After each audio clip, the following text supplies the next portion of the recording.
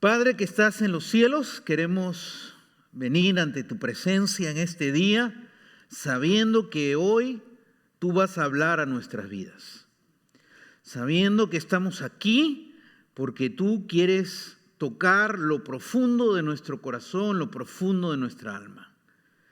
Padre, pedimos que tú obres con tu poder en este día. Que toda distracción se aleje de nosotros. Que todo dardo del maligno no llegue a este lugar y no toque a nadie. Que estemos cubiertos por ti y seas tú, Señor, hablándonos hoy. Pedimos todo esto con todo nuestro corazón y con toda fe en ti, Señor. En el nombre de Jesús oramos. Amén. Amén. El día de ayer me encontré con un primo que vive en el norte. Él vive por Washington y no habíamos planeado encontrarnos, y el día de ayer nos encontramos y tuvimos un tiempo para conversar, vernos, hablar y hablar de la familia. Nosotros tenemos mucha familia en el norte, más o menos como 50 familiares que viven por la parte de New York, de Connecticut, toda esa zona, New Jersey, pero es una zona muy fría, así que yo solo los visito en verano y no voy por allá. Pero estuvimos conversando y él trabaja en la organización de la FDA. Pero también él es reservista, así que cuando aparece alguna situación de emergencia, de catástrofe, él como reservista, ellos van para atender alguna necesidad de emergencia. Y vino a Texas para poder actuar frente a la situación de los niños migrantes. Hay un caos con toda la situación migratoria, todo el proceso. Así que llegó acá y él está viendo todo ese trabajo. Y en medio de ello, él entrevista a los padres. Tienen que hacer todo un trabajo logístico que demanda mucho que mucha gente desconoce, que estábamos conversando. Pero en medio de eso, él conoció a un señor que le estaba pidiendo la ayuda con todo su corazón para encontrar a su hijo. No sabía porque los habían separado y no sabía cómo encontrar a su hijo. Así que mi primo, él usó toda la tecnología posible, todos los datos, toda la información que pudo obtener del padre y logró encontrar dónde estaba el hijo. Finalmente logró establecer una videollamada para que el hijo y el papá se pudieran ver. Ese momento dice que fue sumamente fuerte, emocional, porque tanto el papá como la mamá, el papá como el hijo, al verse, empezaron a llorar y a llorar y a llorar y a decir palabras. Te extraño, quiero verte y cosas. Y dice, no sabes, primo, cómo se me partía el corazón de ver esta situación de sufrimiento, de ver esta situación de dolor que no se va a solucionar en ese instante. No te voy a decir, ya, vete donde tu hijo viene acá, porque toda una logística, todos los papeleos tienen que verificar. Es todo bien complejo esa situación, pero a lo que voy es, hay dolor en medio de ese momento.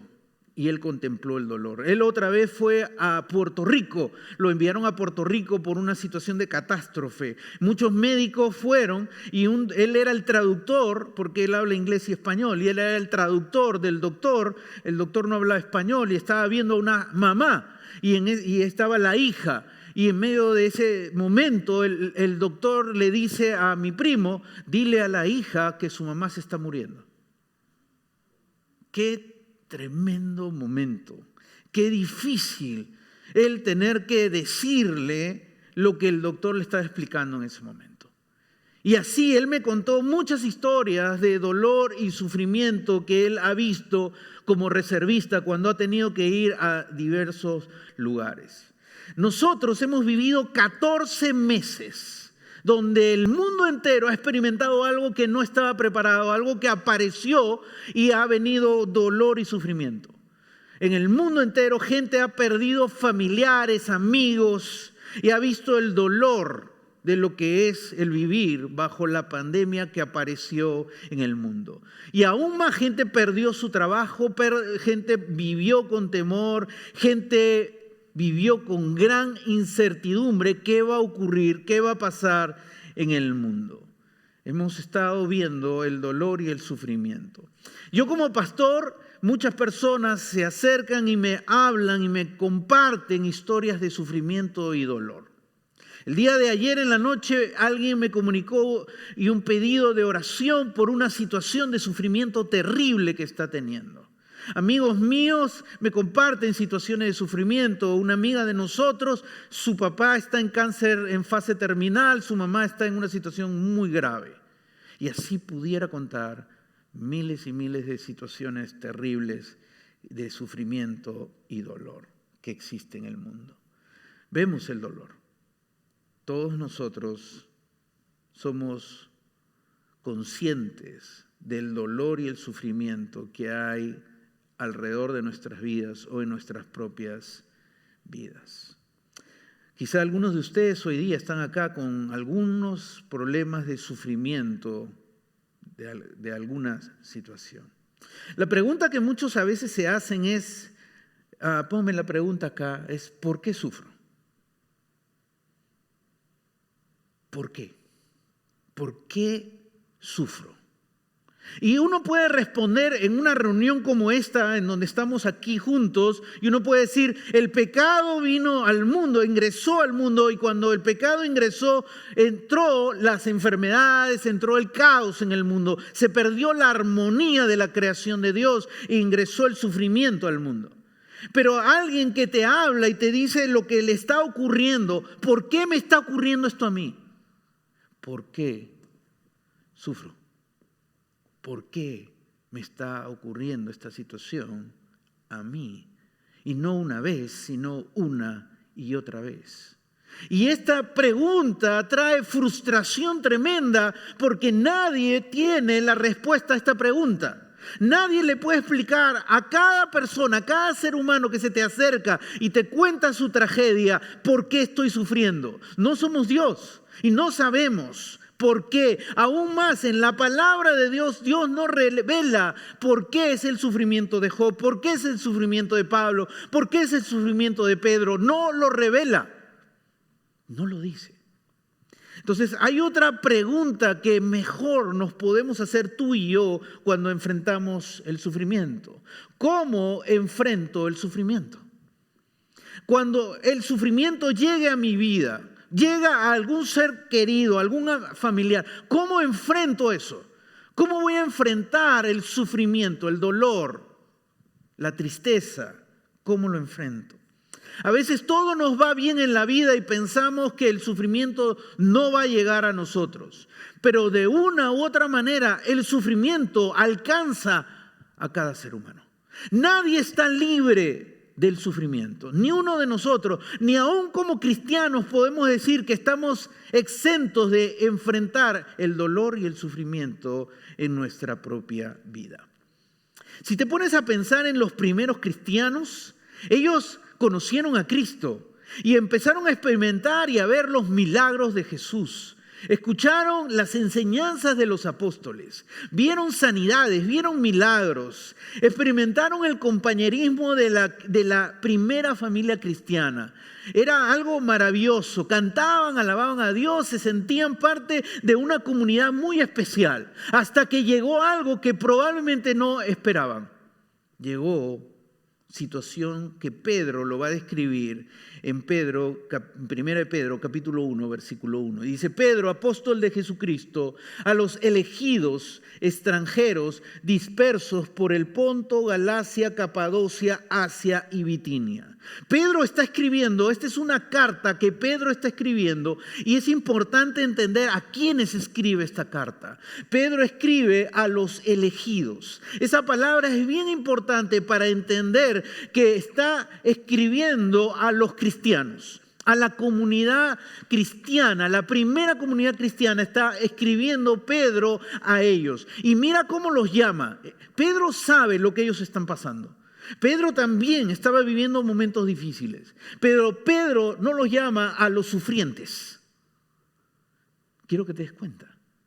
Pedro los llama a los elegidos. Y eso es algo como los hace reaccionar. Recuerda quién eres. El sufrimiento no determina tu identidad. El sufrimiento no determina quién eres.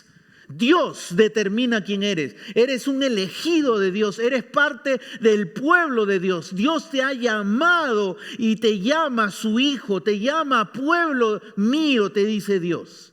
Y Pedro les está escribiendo a ellos y les dice, en medio del dolor y en medio del sufrimiento, recuerda quién eres. Eres un elegido de Dios. Eres parte del pueblo de Dios. Eres nación santa, pueblo adquirido por Dios, dice en otro momento Pedro.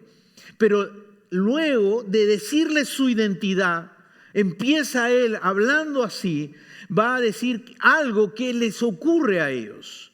¿Qué les ocurre a estos primeros cristianos? Son extranjeros. Regresa al versículo. Son extranjeros. ¿Y qué pasó? Dispersos. Dispersos. ¿Sabes lo que es esta palabra dispersos? Esa palabra dispersos significa que ellos fueron obligados a salir de su lugar de origen y a ir a otros lugares por la fuerza. ¿Y a dónde se fueron? A Ponto, Galacia, Capadocia, Asia y Bitinia. A 5 lugares en Asia Menor, a esos lugares fueron dispersos. Fueron huyendo de la persecución y Pedro escribe esta carta a ellos. Y quiero que notes que esta carta no llega a un solo destino. Llega a 5 destinos. Es una carta circular que va llegando a cada uno de ellos porque Pedro les quiere compartir una enseñanza importante a estos cristianos que han experimentado el salir de su sitio de una manera no planificada, inesperada, y empiezan a experimentar lo que es ser ahora extranjero y disperso por obligación. Y algunos de nosotros podemos entender lo que es esta situación que estaban viviendo. Pero había persecución y sufrimiento. Y estos cristianos no tuvieron tiempo para planear su mudanza. Vamos a mudarnos de Jerusalén a Capadocia. Vamos a mudarnos de Jerusalén a Bitinia. No tuvieron tiempo, así como tú y yo un día planificamos y alistamos nuestra mudanza. Ellos no. Probablemente perdieron todo. Quizá algunos perdieron sus propiedades.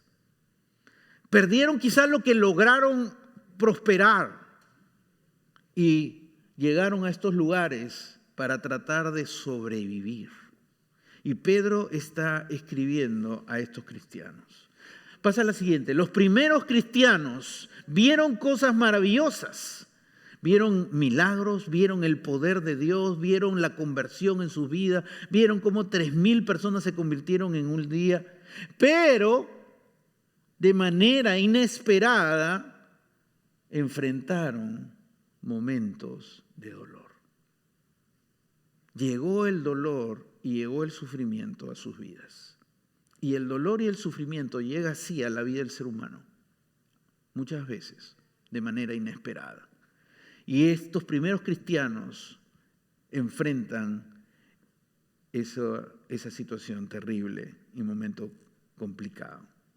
Y Pedro va a hablar a ellos y les va a enseñar cómo enfrentar la adversidad. Cómo enfrentar cuando tú y yo tengamos el sufrimiento en nuestra propia vida o en personas que amamos cercanos a nosotros. El versículo siguiente es 1 Pedro 1, versículo 3, la primera parte. Y quiero que notes cómo Pedro habla con gente que está sufriendo. Mira cómo empieza Pedro. Y mira cómo empiezas tú y yo cuando hablamos con alguien que sufre. Lamento mucho lo que pasas. Así hablamos, ¿no es cierto? Lo siento mucho tu dolor. Y está bien, no estoy diciendo que está mal, pero quiero que veas cómo Pedro habla con gente que sufre. Alabado sea Dios. ¡Wow! Alabado. Pedro está sufriendo con ellos. Pedro no está libre del sufrimiento.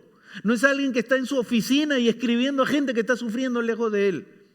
Pedro sabe lo que es el dolor. Pedro sabe lo que es el sufrimiento. Pero Pedro tomó una decisión. ¿Me voy a enfocar en quién cuando sufro? ¿Me voy a enfocar en Dios cuando sufro o me voy a enfocar en mi sufrimiento? ¿Me voy a enfocar en mis problemas? ¿Me voy a enfocar en mis adversidades? Pedro decidió algo. Voy a enfocarme en Dios. ¿Para qué? Para alabarlo. Esa palabra alabarlo solo es para Dios. Y es donde voy a honrar a Dios. Voy a adorar a Dios. De mi boca van a salir palabras que honran y bendicen a Dios. De mi boca no van a salir palabras que cuestionan a Dios. No van a salir palabras que le dicen, ¿por qué Dios? ¿Por qué me pasa esto a mí? De mi boca van a salir palabras que bendigo al nombre de Dios. Eso era lo que Pedro estaba hablando y transmitiendo a gente que estaba sufriendo de manera terrible, de manera horrorosa. Y le dice, Padre de nuestro Señor Jesucristo, alabado sea mi Dios, alabado sea mi Señor. Y esa es la forma que nosotros podemos enfrentar el dolor y el sufrimiento. Tú y yo tenemos que tomar una decisión. Cuando el sufrimiento llega a nuestra vida, ¿me enfoco en el sufrimiento y me voy para abajo y me derrumba la vida? ¿O me enfoco en Dios en medio del dolor y en medio del sufrimiento que puedo estar enfrentando? Y Pedro dice, enfóquense, ponme la siguiente, enfóquense en Dios en los momentos difíciles de la vida. Enfócate. Porque el sufrimiento te puede quitar el enfoque de Dios. Hay gente que cuando el dolor y el sufrimiento ha llegado a su vida, han decidido enfocarse a Dios y han aprendido lecciones valiosas para ellos. Pero hay gente que ha renegado y ha cuestionado a Dios por situaciones de dolor. Yo he escuchado situaciones de dolor y por esta situación de dolor ya no voy a la iglesia, no creo en Dios, no confío en Dios. Por situaciones de dolor fuerte, tú tienes dos reacciones. Tú tienes la decisión de enfocarte en Dios en ese momento o de enfocarte en el dolor y en el sufrimiento y hundirte, porque eso es lo único que va a hacer el dolor y el sufrimiento. Cuando te enfocas en ello, te llenará de amargura y te llevará para abajo.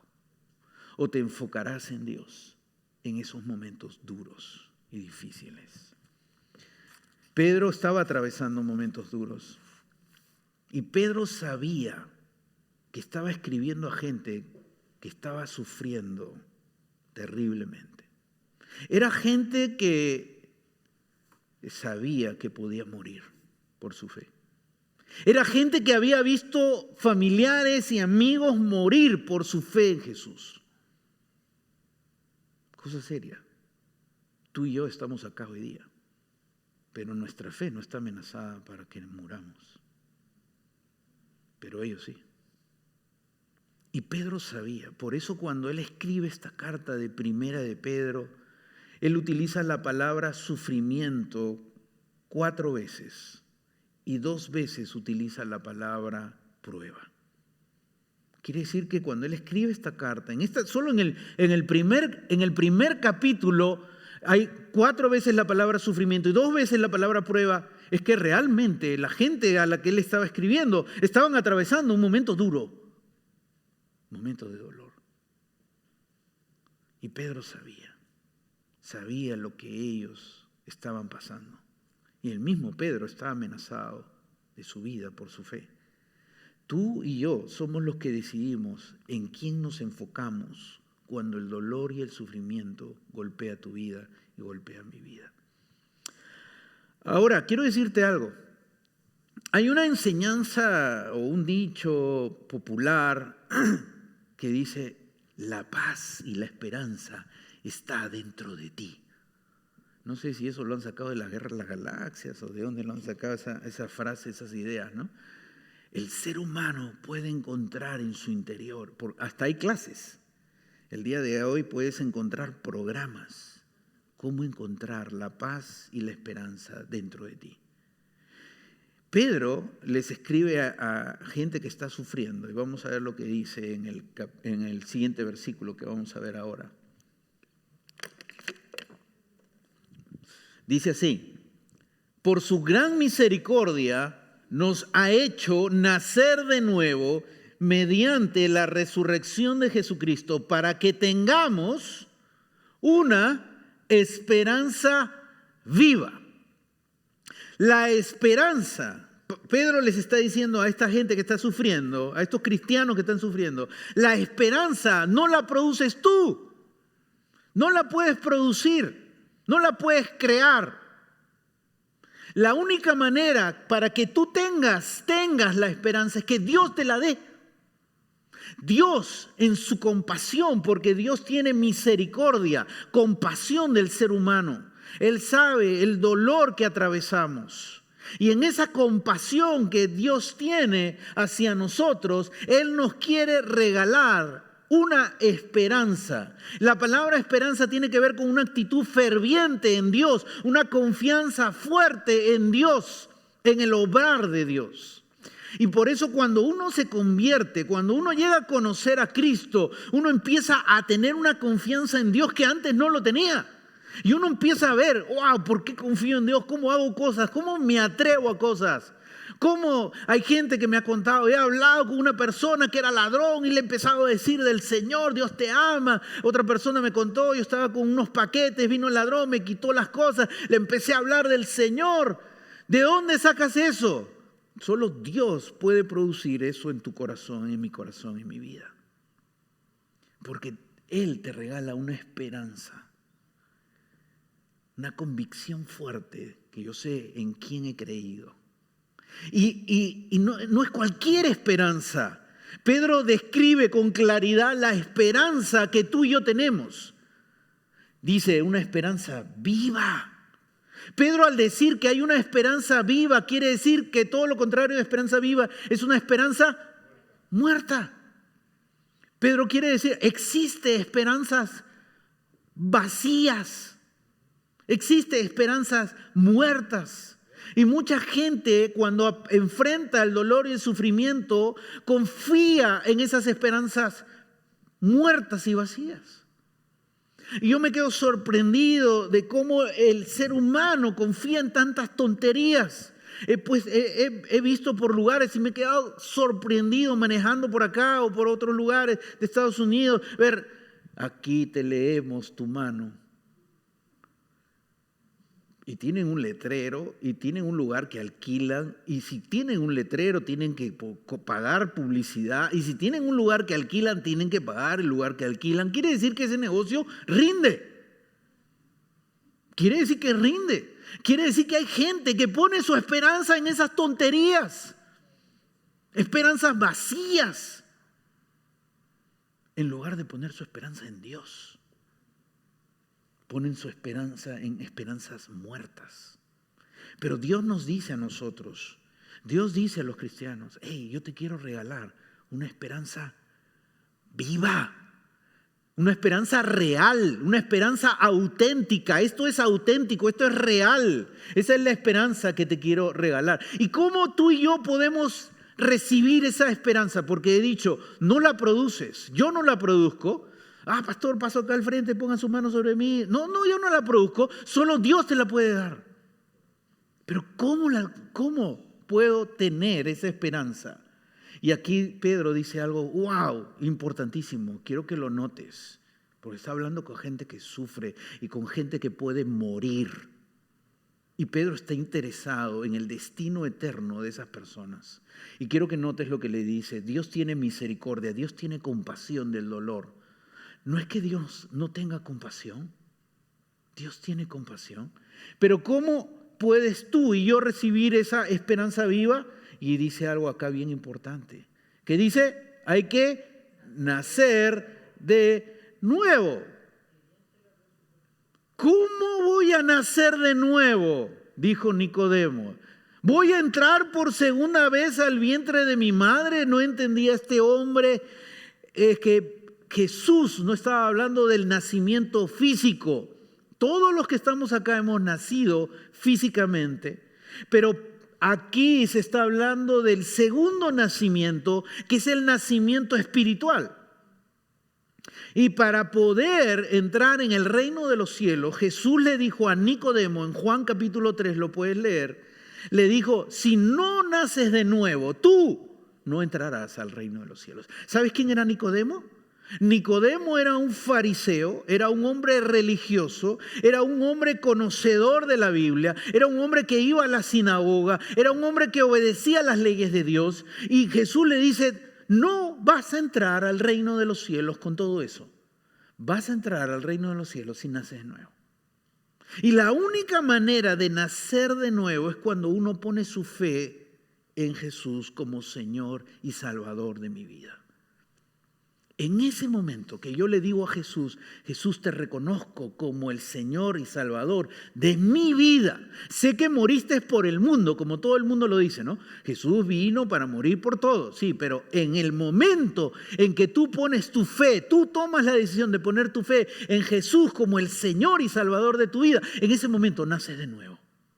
Y en ese nacimiento de nuevo, tú vas a tener, ¿qué? La esperanza viva. Por eso es que muchos de nosotros, cuando empezamos nuestro caminar con Dios, vemos que algo pasó en nuestra vida.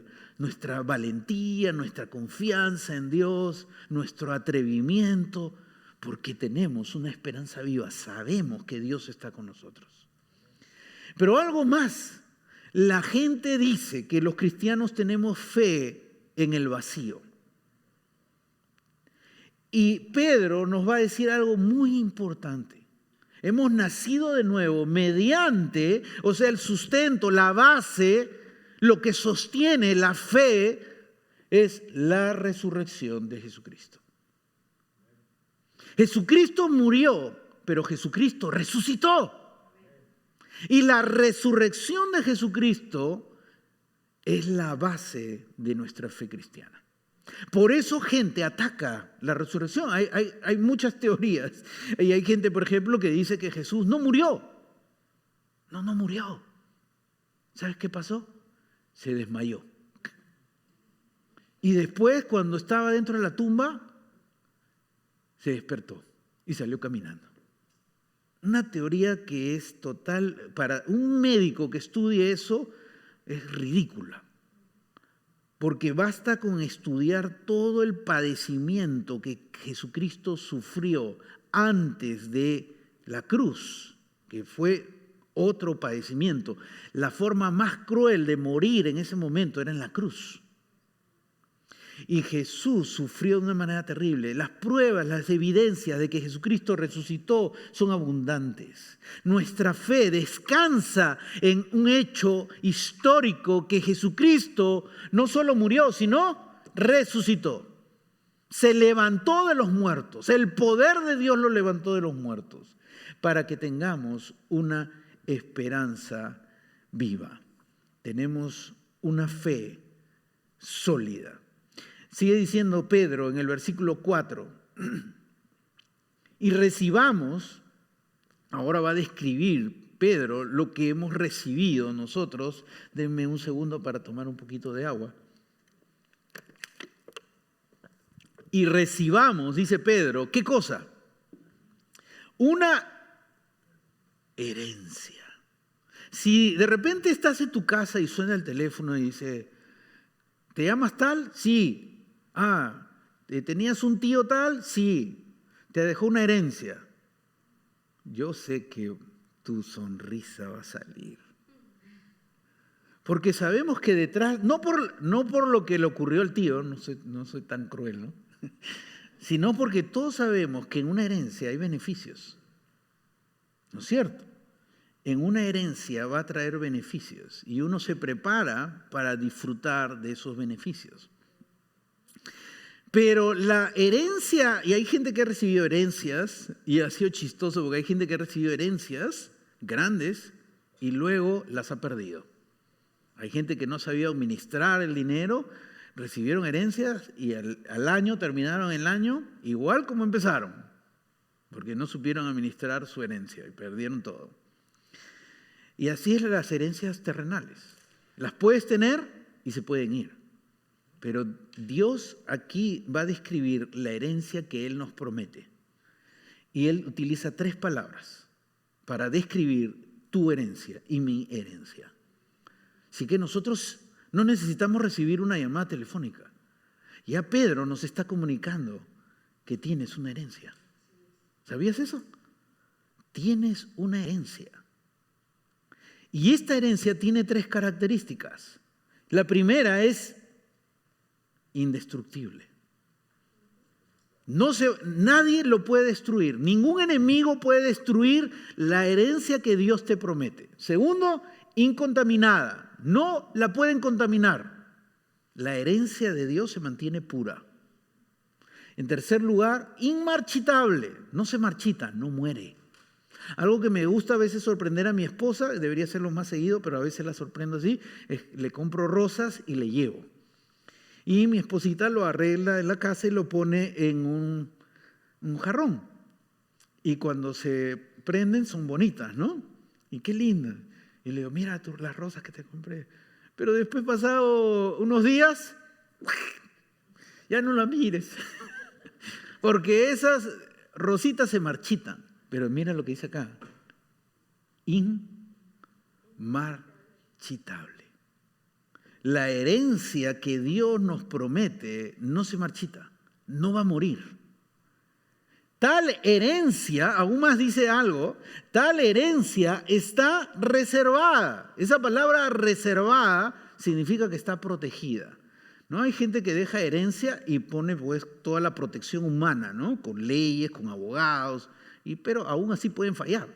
Pero esta herencia está reservada por Dios, para ti y para mí. La tienes reservada. Así que nadie te la puede quitar y la vas a gozar en plenitud, en su totalidad, en el cielo para ustedes. Así que llegará un día en que tú y yo podremos disfrutar de la herencia de Dios en toda su plenitud.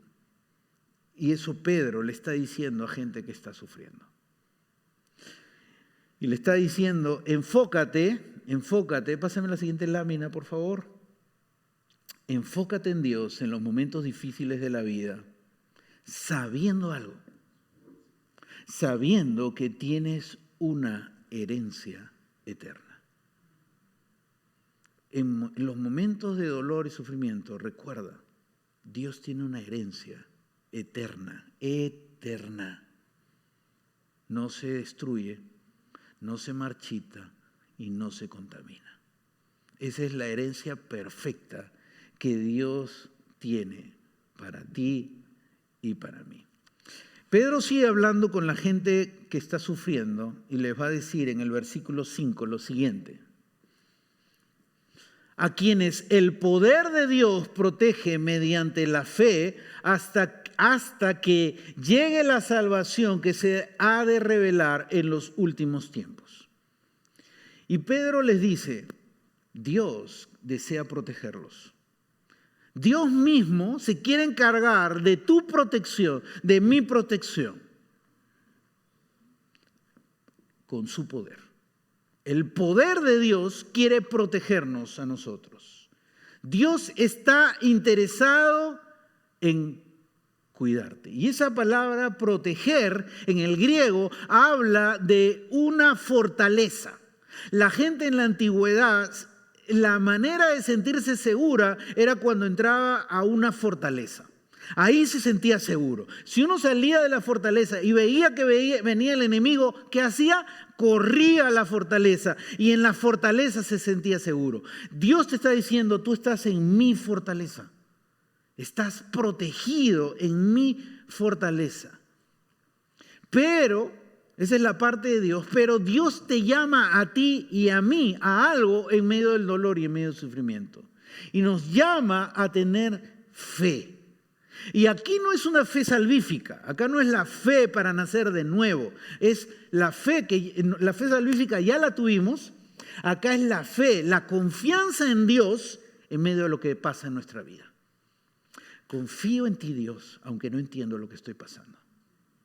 Confío en ti, Dios, en medio de este momento de dolor que estoy viviendo. Son dos caras, ¿no? Dos situaciones de una misma cara. La protección de Dios, pero la confianza en Dios de parte de ti, de parte de mí. Hasta que llegue la salvación que se ha de revelar en los últimos tiempos. Tú acá en la tierra puedes disfrutar un poco, yo diría, puedes saborear la herencia de Dios. ¿Tú alguna vez te han dado muestra de alguna comida? Pues muestra significa muestra, que solo saboreas. Y cuando te gusta, pues la compras y te la llevas. Así es acá. Tú puedes saborear en la tierra la herencia de Dios, las bondades de Dios, las bendiciones de Dios, las cosas que tú logres materiales acá en la tierra, las cosas familiares, todas esas cosas son las bondades de Dios en tu vida. Puedes saborear. Pero solo recuerda algo, solo estás saboreando. No estás disfrutando de la herencia de Dios en su plenitud. Eso lo vamos a disfrutar cuando llegue la salvación que se ha de revelar en los últimos tiempos. La salvación en su totalidad se va a manifestar cuando estemos en la eternidad con Dios. Cuando salgamos de este mundo, donde todavía el príncipe de este mundo, el enemigo de Dios, todavía sigue atacando en este mundo, donde vivimos en un mundo que ha sido dañado por el pecado, en un mundo donde nosotros mismos cometemos torpezas. Hasta que pasemos eso, Dios sigue actuando, Dios sigue obrando en ti, Dios te levanta, Dios te enseña lecciones. Y ahora algo importante, que lo que yo luché cuando leí 1 Pedro. Yo sé que tú y yo quisiéramos encontrar ahí una promesa donde Dios nos diga, te libro del sufrimiento en este instante. Todos queremos eso. Yo no estoy exento de eso. Hay algo que causa dolor, hay algo que causa sufrimiento. Y decimos, Dios, sácame esta causa, esto que me está causando dolor, sácalo de mi vida. Dame esa sanidad que necesito. Dame ese milagro que necesito. Dame esa relación saludable que necesito.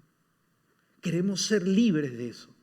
Pero cuando he leído esta primera parte de 1 Pedro, no encuentro que Dios prometa liberarnos siempre de las pruebas y del sufrimiento que enfrentamos. Y Pedro está escribiendo a gente que va a morir. ¿Sabes eso? Pedro sabía que algunos que iban a leer esa carta iban a morir por su fe. Y quiere ayudarles a entender que hay algo más grande que las cosas terrenales que puedes conseguir, que son buenas, que las puedes disfrutar, pero hay algo más grande. Es la herencia que Dios tiene reservada para ti en los cielos, que la disfrutarás en su plenitud. Pero ahora déjame decirte algo más con todo mi corazón. Muchas veces cuando sufrimos es una gran oportunidad para que Dios limpie nuestro corazón. Un amigo me dijo, en medio de un sufrimiento que le acaba de llegar a su vida, me dijo, reaccioné mal con Dios, me enojé por esto que vino a mi vida otra vez. Pero ¿sabes qué, Nando? Al final entendí que Dios quería enseñarme lecciones valiosas para mi vida, que me han traído sanidad, que no las veía antes. Así que a veces Dios permite el sufrimiento en tu vida y en mi vida para sanarnos de cosas que aún están ahí enquistadas y que la única forma de revelarlas, aunque no nos guste, es el sufrimiento y el dolor. No es que Él las mande, es que vivimos en un mundo donde hay sufrimiento y donde hay dolor. Y es en ese momento donde tú decides en quién te enfocas. Te enfocas en tu sufrimiento y en tu dolor y no aprendes y pierdes de aprender las lecciones valiosas que Dios tiene para ti, o te enfocas en Dios y aprendes las lecciones valiosas que Dios tiene para ti. Una mujer le entrega una composición a un pastor y es un himno que se volvió muy conocido, más allá del sol, más allá del sol. Aunque en esta vida yo no tenga riquezas, yo sé que allá en la gloria tengo una mansión. Y el grupo cristiano antiguo que empezó, los primeros cristianos en Latinoamérica, eran gente muy pobre. Entonces esa gente cantaba con mucha esperanza esta canción. Hasta que en América Latina ahora los de la clase media pues cantan esta canción diferente, ¿no? Porque vemos las cosas que logramos y pensamos que esta es la herencia y estas son las bendiciones de Dios. Este es solo el saboreo.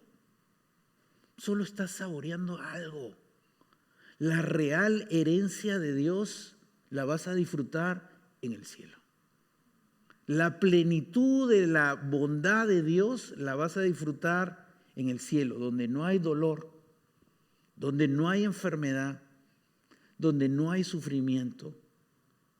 No es acá en la tierra, es en el cielo. Y yo sé que todos nosotros quisiéramos ser libres de sufrimiento, pero aprendamos algo. Cuando tú y yo enfrentemos el dolor y el sufrimiento, enfoquémonos en Dios. Esta mujer que compuso esta canción era una mujer que sufría de muchas enfermedades y mucho dolor. Y este himno es un himno de esperanza compuesto por una mujer que sufría. ¿Sabes por qué? Porque ella tomó una decisión. Ella decidió enfocarse en Dios en medio del sufrimiento. Y cuando se enfocó en Dios, aprendió y entendió las lecciones valiosas que Dios tenía para ella. Y su perspectiva de la vida cambió completamente. Y no vivió como una mujer amargada, sino como una mujer que transmitió un himno que mucha gente ha cantado en el mundo. Porque tenemos una mansión más allá del sol. A mí me gusta el sol, me gusta la playa, pero hay un lugar más hermoso que Dios tiene reservado para nosotros. Un corazón anclado en Dios no se mueve aunque venga una marea fuerte. Un corazón anclado en Dios no es arrastrado por la marea que, te guste o no, llegará a tu vida y llegará a mi vida. Pongámonos de pie.